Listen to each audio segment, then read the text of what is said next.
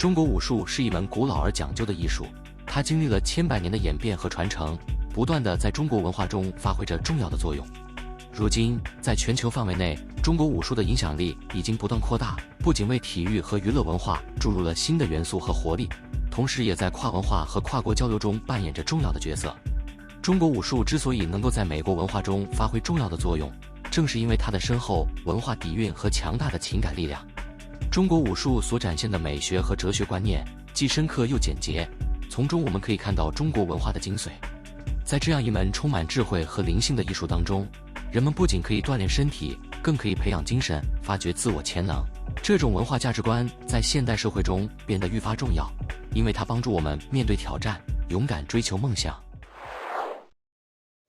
中国武术是源远流长的，不管是在哪里的人，对于中国武术这个神秘的色彩都一直存在着。不过，当每一年的5月份，也就是 AAPI 的 Heritage Month 的时候，大家都会对武术有一种深层的了解。这种了解其实是根深蒂固的，它根深蒂固到什么样的程度？到底有什么人想要知道武术的秘密在哪里？我们今日一起了解。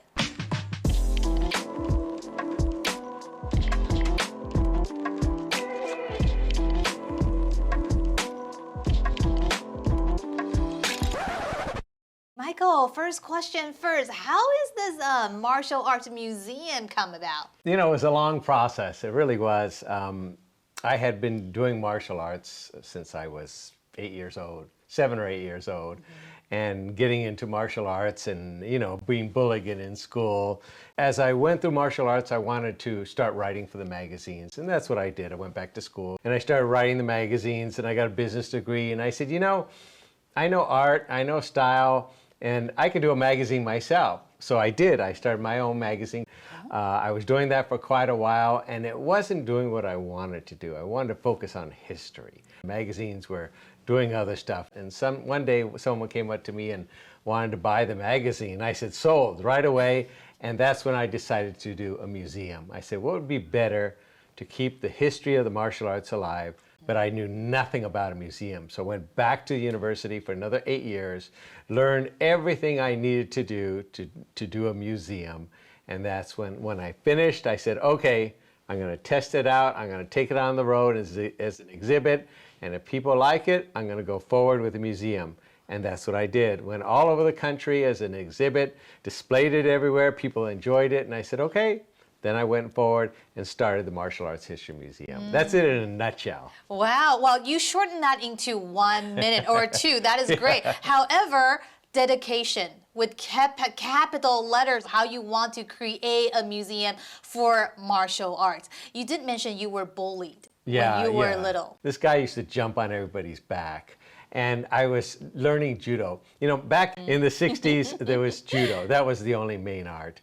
If you were under 16, you couldn't study the art. But I was part of the Japanese Community Center, and they allowed me and my friend to study, and we learned the art of judo. I hated every minute of it. I had to learn for 1 year. My father made me, who learned judo in the 20s, made me study for a year, hated it, I quit. But at that same time, the bully jumped on my back. I flipped the bully. That was it. I was never picked on the rest of my life, and I said, that's it. Martial arts is going to be a part of me. And from that day on, I made it my journey to have martial arts as a major part of and the museum was a nice connection to that. Yeah, I think at that point on, that definitely changed your life. Oh, yeah. May is AAPI Heritage Month, right? From you were little that got bullied. To the point that martial art has changed your life. Of course, things have changed so much. What does AAPI mean to you? Well, you know, we celebrate Asian Pacific Islanders Month all the time. This is an Asian museum. It's focusing on the positive contributions of the Asian American community. That's what it's about as it connects to the martial arts. We talk about how, you know, immigrants came from Japan, from China, that faced prejudice and racism, came here to America and brought their arts here. And I think it's important that those stories don't get lost. And it's important what they struggled for and how it spread and become a common part of American society. And I think that's important. So we celebrate that the whole year round. we have a museum to enlighten people about our community, about the Chinese and the Japanese and the Korean, all our communities, the things we have done for America and how we change the world. So we celebrate that every day the museum is open. We celebrate that. That's your representative, and you're representing Asian to stand on our ground to make sure people still remember how we come about, how are we going to contribute to our society. Exactly. At the same time, people probably will ask you, you don't look Asian too much. How were you being bullied? On top of that, another question probably will be, how can you go back to school for another 8 years? Well, when you're a little kid, you're bullied. That's just how it is. True. I was a skinny, scrawny little kid, and the bigger kids will pick on you. You know, this is part of life. True. You know, this part of life. I remember my cousins who are full Japanese, they were picked on because, you know, back then in the early days, but when Bruce Lee came along, they were no longer picked on. Yeah. You know, Bruce Lee and other things like that helped change society. Bruce Lee has made such an impact, and I think it's important that the museum make an impact. We really invite other schools to come to learn about how much we all have in common, how much we share. The martial arts is the common denominator. You can do Kung Fu in Russia, in Yugoslavia, in Africa. You can do karate in, you know, different countries. It is the common denominator, and I think if we all connect that way, we'd be a better world. I think if everybody learned martial arts, we'd have a much better world. I believe so, because everyone will know how to defend yourself, at the same time to understand what is the real true art within martial arts. Exactly. You did mention a lot of school kids. They do come into your museum and try to learn martial arts. You basically give them a tour, tell them all about martial arts. What is that one thing that impressed them the most? You know, when kids come here, the schools have to say this. This is the only museum where the kids pay full attention to everything. You know, they're in awe of the weapons and awe of what's happening, you know, and I think that's important. Not only we have weapons, of course, we have kick and punch, of course, but we have more than that. We have Chinese lion dancing. Where did that come from? You know, we have Japanese tea room stuff. We have taiko drums. We have Chinese lion drums. We have musical instruments that teach people about the culture, not just the martial arts, but how it made an impact in China through the Boxer Rebellion, how China was built up with Kung Fu and the Shaolin Temple and the Japanese arts of the samurai. It's important that school kids learn that history. The more we know about each other, the more we'll have in common, the more we can accept each other. Yeah. And I think that's a very proud thing. You know, in fact, just yesterday, the other day when the museum was open, we had teenagers coming here on their own. What teenagers come in here, pay $5 to get here at the museum on their own, you know? I know. But here they come. I think that's important that we inspire our youth, and especially the Asian American community, that we make an impact. We really do. We do. You know, we just don't have a spokesman pushing the Asian American community.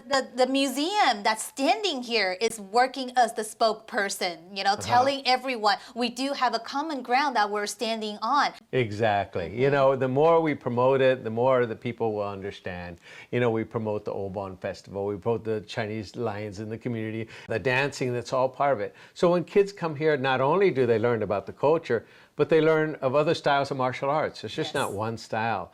Not one thing fits everybody. You know, I couldn't stand judo, but I love Kung Fu.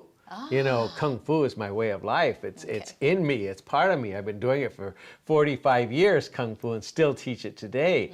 So I can relate. You know, I go to Chinatown, watch the Chinese Kung Fu movies, and I went to Chinese school and all that. It is part of my life. I think other people and other kids can understand. Maybe Kung Fu is not for you. Maybe you want to do samurai stuff. Maybe you want to do wrestling. Maybe you want to do, you know, Hawaiian stuff. So we give people a variety of things.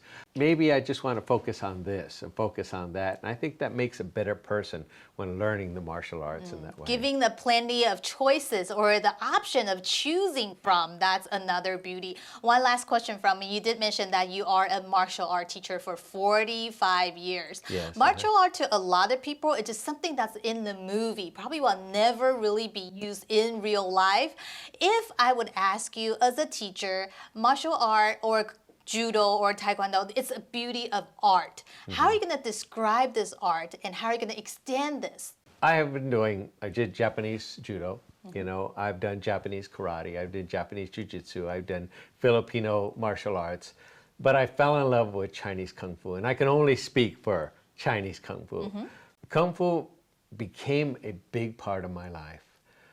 I have never feared anybody since I've learned Kung Fu. It has helped me become a better person. It's helped me develop more understanding. It's helped giving me discipline.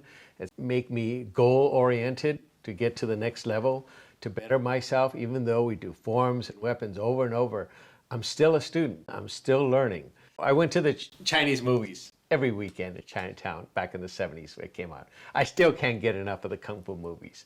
You know, I love them because it provides an inspiration in my life. And I think by this museum is like an extension of that in a way. You know, I love the martial arts, especially Kung Fu. You know, I just love Kung Fu, and Kung Fu just doesn't get enough credit. This museum gives credit to all the Asian countries here, but the main focus is pushing the important, you know, the importance of the Asian community and the impact we continue to make every day here in America. Our movies are changed because of Asian martial arts. Our anime is changed because of martial arts. We have done so much for America, and I think it's important that America learn what we have done, the struggles we face, that we all have put together in this museum. You know, what happened back then, let's not forget about that. Let's not forget about our history. And this is a way of keeping that history alive by having the Martial Arts History Museum. And definitely do not forget that your passion actually brings on, and everyone's little bit, well, bring on a whole AAPI history. Exactly, Thank you so much, Michael. Exactly. Thank you. Martial Arts Museum 的馆长 Michael Masuda 致力于弘扬中国武术至少是45年的时间，在中间的时间当中，他有8年的时间是在致力于研读如何成立一个博物馆的。如今博物馆成立了，有许多人都来到博物馆当中做参观。他最想要的梦想，我相信也是全部的人的梦想，就是有多一点的人可以更加了解亚洲的文化，多一点了解就会少一点仇恨。AAPI to me means celebrating the positive contributions of the Asian American community and the continual impact they make on Western society.